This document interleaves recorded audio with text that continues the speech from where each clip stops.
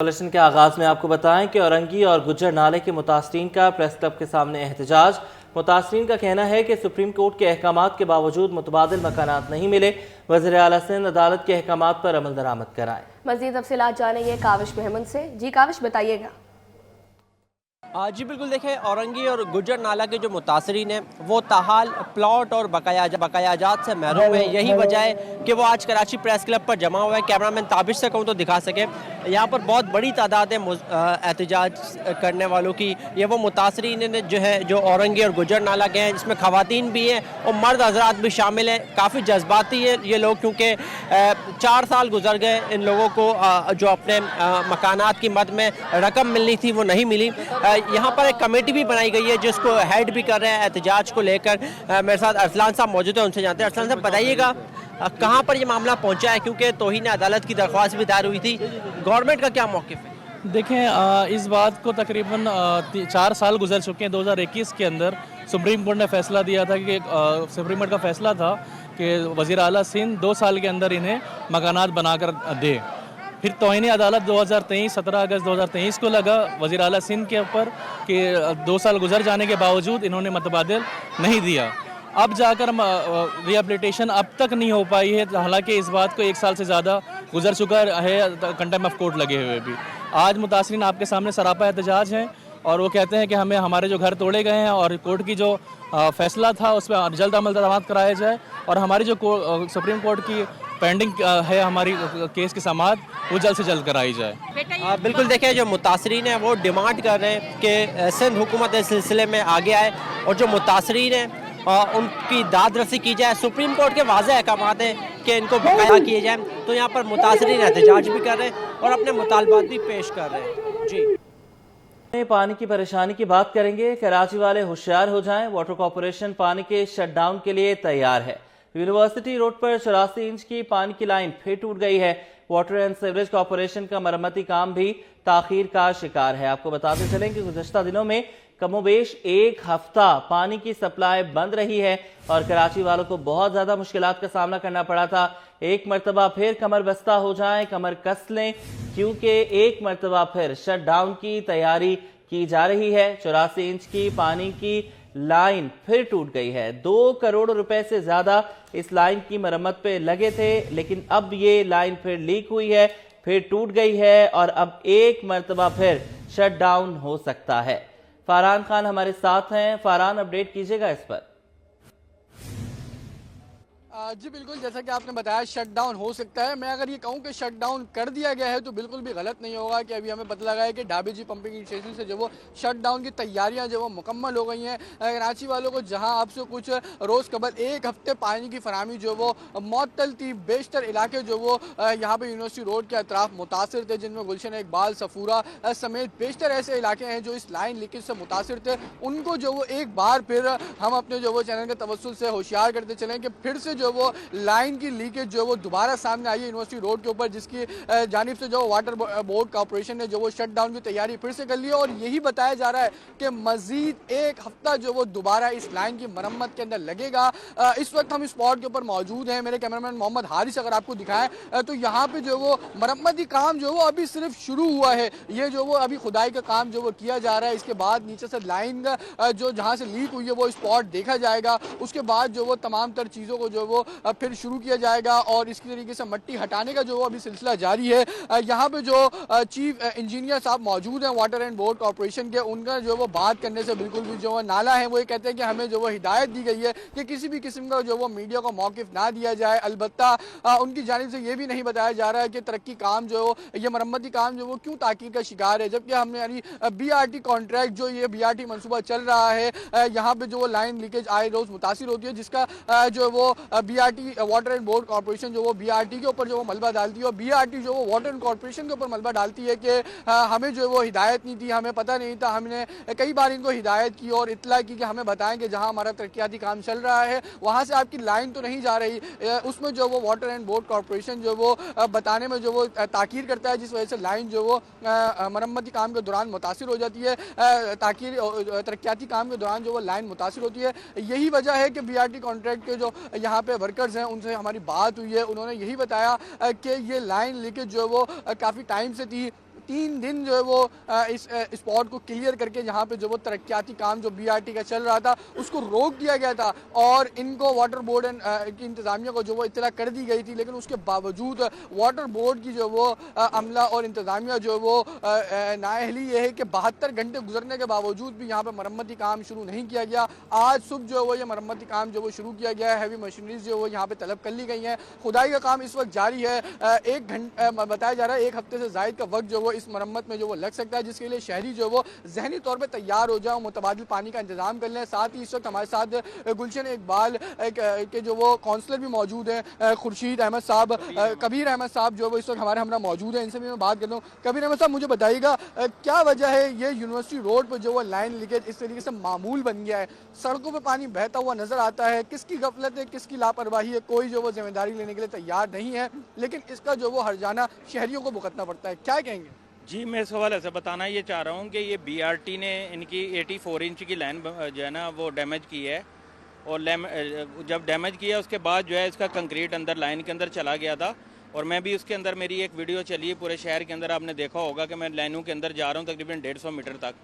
अब उसको निकाला गया, निकालने के बाद 2 जगह इसकी रिपेयरिंग की गई थी। रिपेयरिंग के बाद ये हुआ कि एक तीसरी जगह रसौ निकल आया इनका, जिसको मरम्मत करने के लिए कल इनकी ऑफिशियल मीटिंग भी हुई है, जिसके अंदर सेक्रेटरी जो है ट्रांसपोर्ट भी आए हुए थे, बाकी लोग भी आए हुए थे। जो गोरा टर्की का जो ठेकेदार है वो भी यहाँ मौजूद था।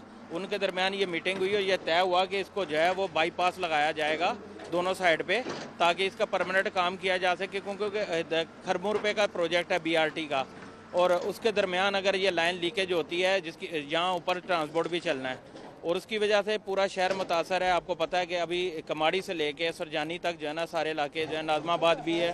साहब, अगर इसमें हम इलाकों के नाम अगर आप लेते चलें तो शहरियों को जो वो खासा जो वो इसका इल्म हो जाएगा कौन कौन से ऐसे इलाके हैं जो इससे मुतासिर हैं और कब तक जो वो ये लाइन लीकेज की वजह से उनको मजीद परेशानी पड़नी पड़ेगी। और साथ ही साथ मुझे ये बताइएगा, मुतबादिल इंतजाम जो टैंकर हैं ये जो वो शहरियों की जेब पे वैसे ही हमला कर रहे हैं और ये लाइन लीकेज की वजह से मजीद जो वो इनका धंधा उरूज पे हो जाता है। जी बिल्कुल, आप सही कह रहे हैं कि ये टैंकर माफिया ने जो है वो तकरीबन जो है वो कराची के शहरों को लूट रहे हैं और जो टैंकर वाले हैं वो उन्होंने चार्जेस अपने डबल से ट्रिपल बढ़ा दिए हैं। इसको फौरी कंट्रोल करना चाहिए। दूसरे नंबर पे ये है कि कराची की जो अजियत में मुब्तला है पानी का, हमारा इनको कहना ये है कि इसका ड्यूरेशन कम से कम करें। इन्होंने इस दफ़ा ये है कि अल्लाह का शुक्र है कि मशीनरी भी ज़्यादा लगाई है और पहले इंतजाम कर लिए हैं, वर्कशॉप से जो सामान बन के आना था वो बनवा लिया है। अब ये है कि हमारा ज़हन ये है कि इनको हम बार बार यही कह रहे हैं कि इसका ड्यूरेशन कम से कम करें ताकि पानी की तकलीफ़ कम से कम हो।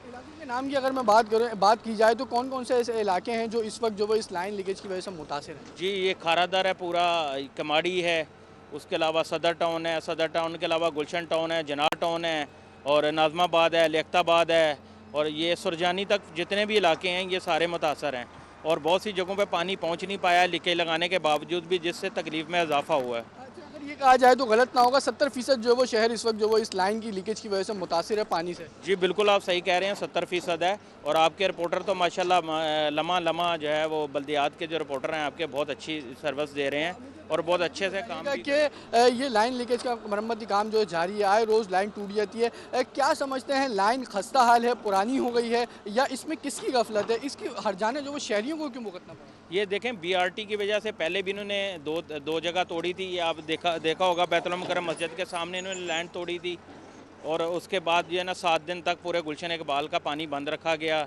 और उसके बाद फिर इनको जब नक्शे फराम कर दिए गए थे वाटर बोर्ड की तरफ से तो इनको एहतियात बरतनी चाहिए थी और वहाँ पे उनके सलाह मशवरे के बाद, क्योंकि ये जो बलक की लाइन है ये ठट्ठा से आ रही है, दाबेजी से जो है ना कराची आ रही है, वो बल्क की लाइन है 84 इंच की और इतनी बड़ी लाइन है और इतना बड़ा जो है वो नीचे से नेटवर्क गुजर रहा है और रोड के आपने देखा होगा दोनों साइड से गुजर रहा है ये, और इस पर तो बिल्कुल कोताही बरतनी नहीं चाहिए थी। इस हवाले से जो है वो वाटर बोर्ड ने इनके ऊपर जो वो क्लेम किया बिल्कुल जायज़ है और बिल्कुल सही है, ताकि ये BRT के लोग जो है ना दोबारा आगे कहीं और डैमेजेस ना कर सके लाइन। तो सही है। मुझे ये बताइएगा कि जो कॉन्ट्रैक्ट पे यहाँ पे जो वो काम कर रहे हैं उनका ये कहना है कि 3 दिन से जो वो वाटर बोर्ड को हिदायत दी हुई थी, स्पॉट क्लियर कर दिया गया था, ये 3 दिन ताख़ीर जो 72 घंटे ये क्यों हुई? ये इसकी बड़ी वजह ये थी कि जो तकरीबन ना इस लाइन के अंदर ना 60 से 65% पानी चलाया जा रहा था उनका ज़हन ये था कि जो जहाँ तक पानी पहुँच सकता है, जितने लोगों को रिलीफ दे सकते हैं वाटर बोर्ड वाले, उतने लोगों को हमें रिलीफ देना चाहिए। उसके बाद जो है वो पानी इतना हो जाए कि लोगों को गुजारा करना आसान हो जाए, ताकि लोग अपने पास रिजर्व भी पानी कर लें, ताकि घरों पे जो है थोड़ा महफूज भी कर लें और एहतियात से इस्तेमाल करें पानी। गुलशन इकबाल के जो वो काउंसलर इस वक्त हमारे साथ मौजूद थे, जिन्होंने यही बताया कि किस तरीके से जो वो ये लाइन लीकेज हुई है, जिसका मरम्मती काम जो वो इस वक्त जारी है। इलाकों की बात की जाए तो एक बड़े जो वो इलाकों के नाम भी इसके अंदर शामिल हैं, किमाड़ी हो गया, सदर का पूरा इलाका हो गया, और गुलशन इकबाल, इस तरीके से सफूरा, अतराफ़ के यूनिवर्सिटी रोड के जितने भी इलाके हैं, साथ ही साथ दीगर ऐसे इलाके हैं जिनकी वजह से अगर बात की जाए तो शहर के 70% इलाके जो वो इसके अंदर आते हैं, जिसकी वजह से जो वो शहरियों को पानी की फराहमी जो वो मअतल रहेगी। शहरी तैयार हो जाए, एक हफ्ते के लिए जो वो कमर कस लें और मुतबादिल पानी का इंतजाम कर लें, क्योंकि वाटर बोर्ड जो वो शट डाउन के लिए तैयार है और मरम्मती काम भी सुतरबी का शिकार है। जी, ये बताइएगा कि एक हफ्ता पहले शहरियों को अजियत का सामना करना पड़ा, पानी खरीदना पड़ा, स्टोर करना पड़ा, और पानी ये भी कहा जाता है माहिरीन की जानिब से कि एक दिन से ज़्यादा का पानी ना स्टोर किया जाए। ऊपर से कराची वालों को ये मशवरे दिए जाते हैं कि 8-8 दिन का पानी स्टोर करें। साथ साथ अब एक मरतबा फिर पानी की जो है वो किल्लत की बात हो रही है।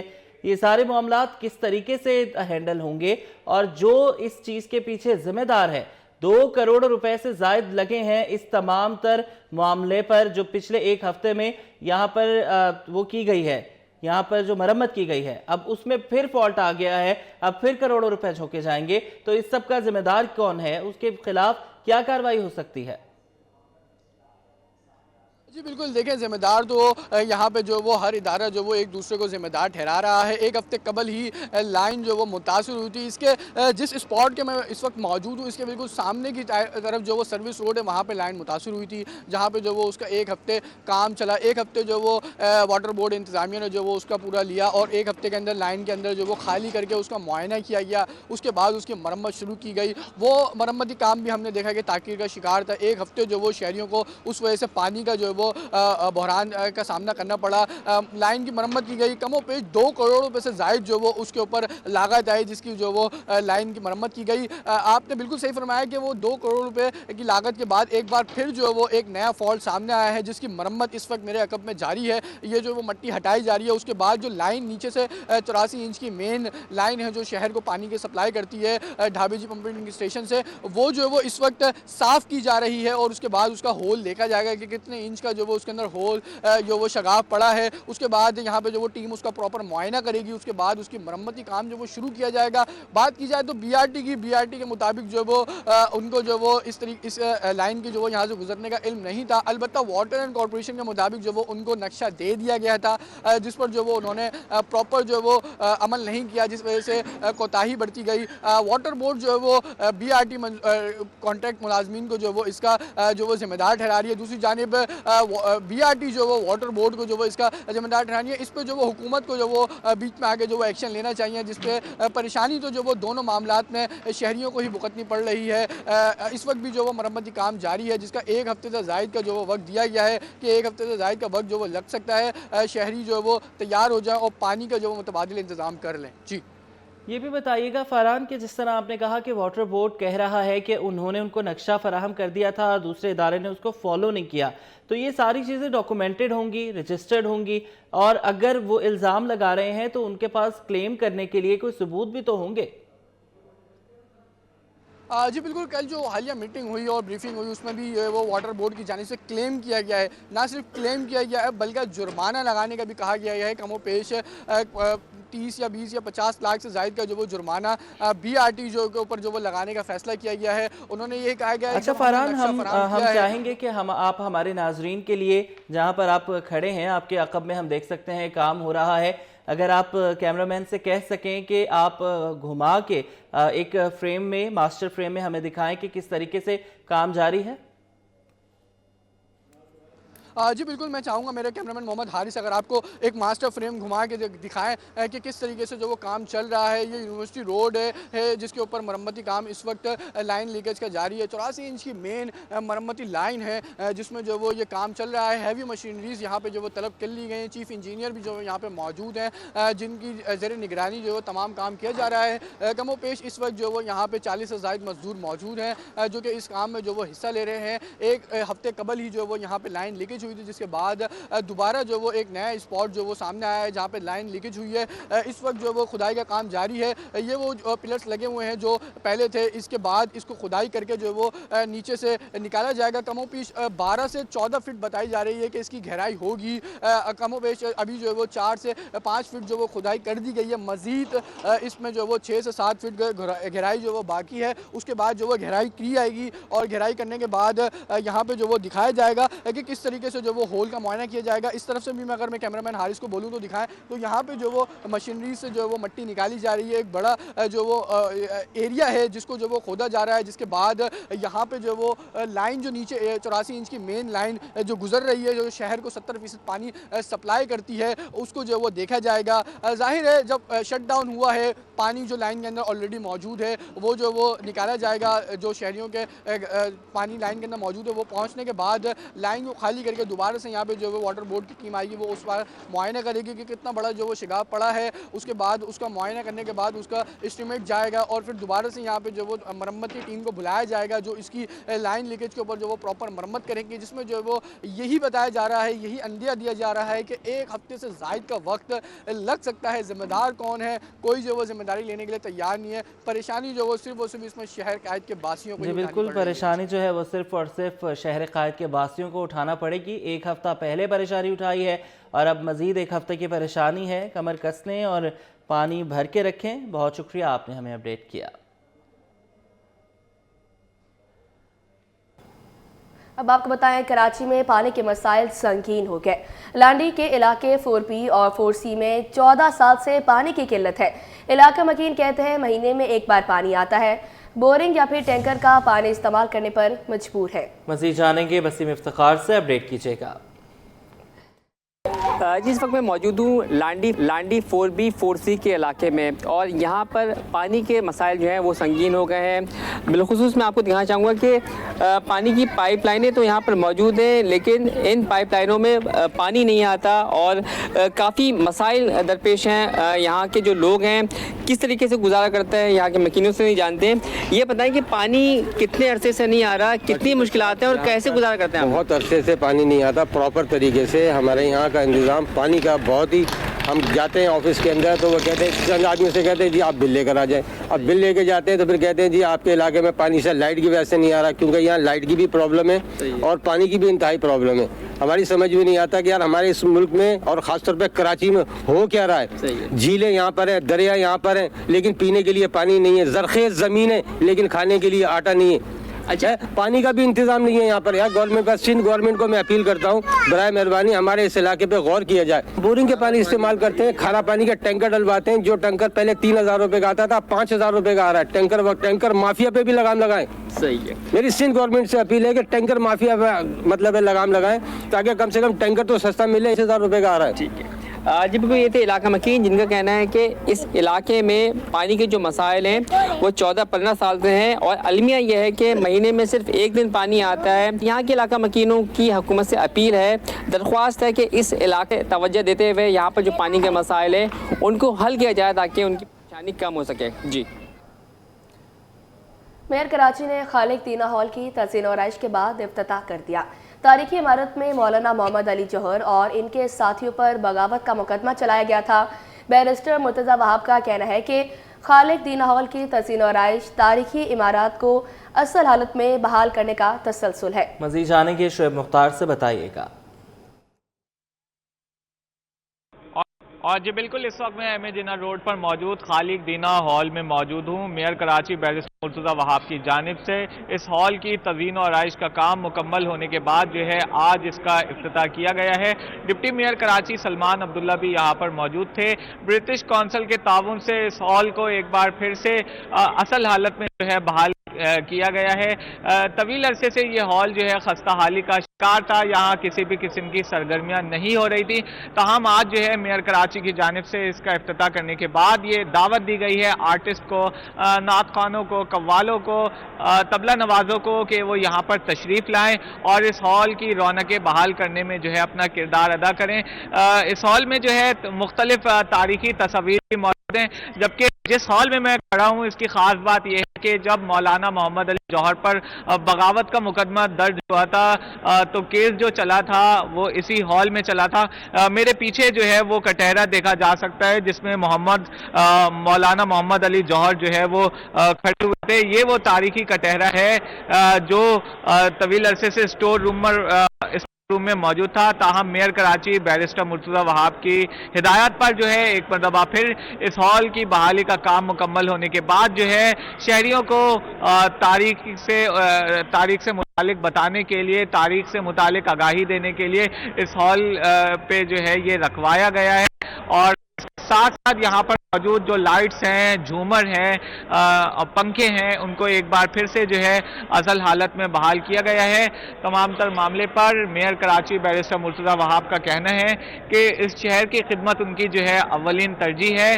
कराची के शहरी सहूलियात फराहम करने और तारीखी विरसों को बहाल करने के लिए हर मुमकिन इकदाम उठाएंगे। जी अब आपको बताएं, एलपीजी इस्तेमाल करने वाले सार्फिन की मुश्किलात में मजीद इजाफा। एलपीजी फी किलो 10 रुपये इजाफे से 290 रुपये पर पहुंच गई। दुकानदारों का कहना है कि मार्केटिंग कंपनियों ने निर्खों में इजाफा कर दिया है। शहरी भी फट पड़े। काविश मेमन की रिपोर्ट।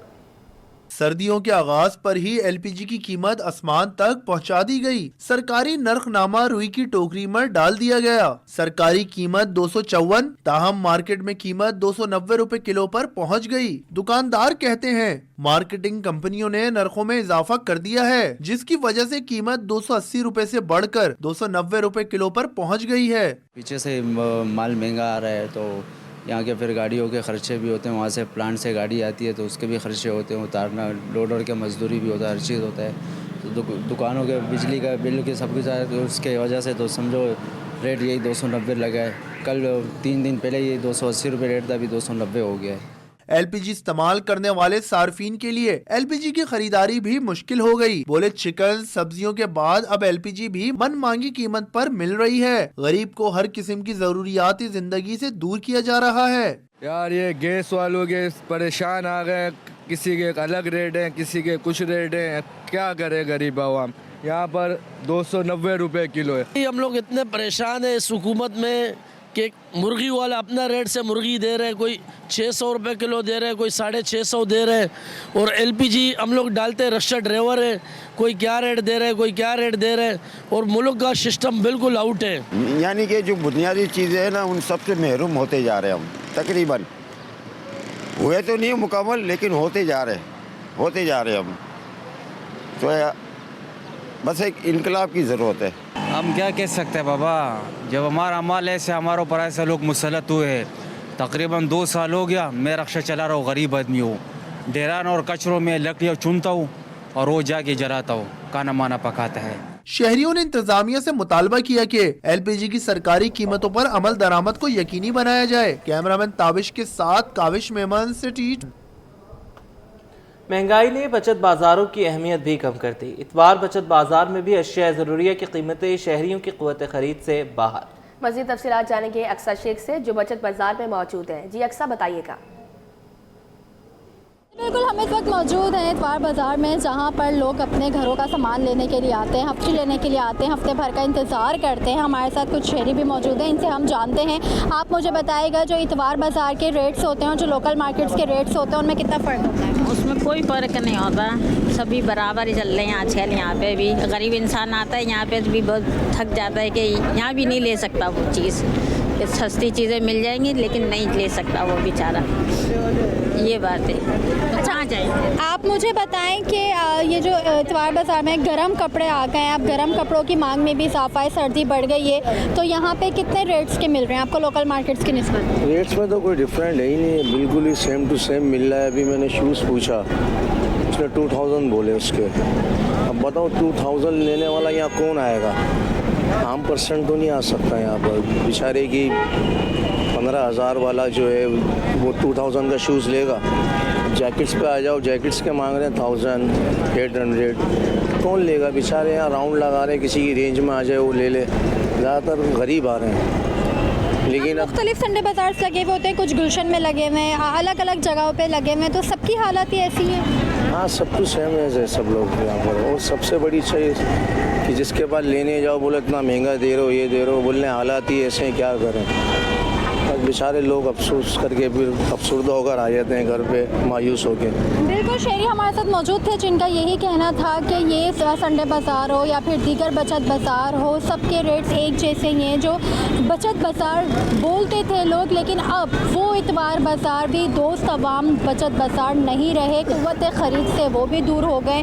गरीब अवाम जाए तो कहाँ जाए। जी।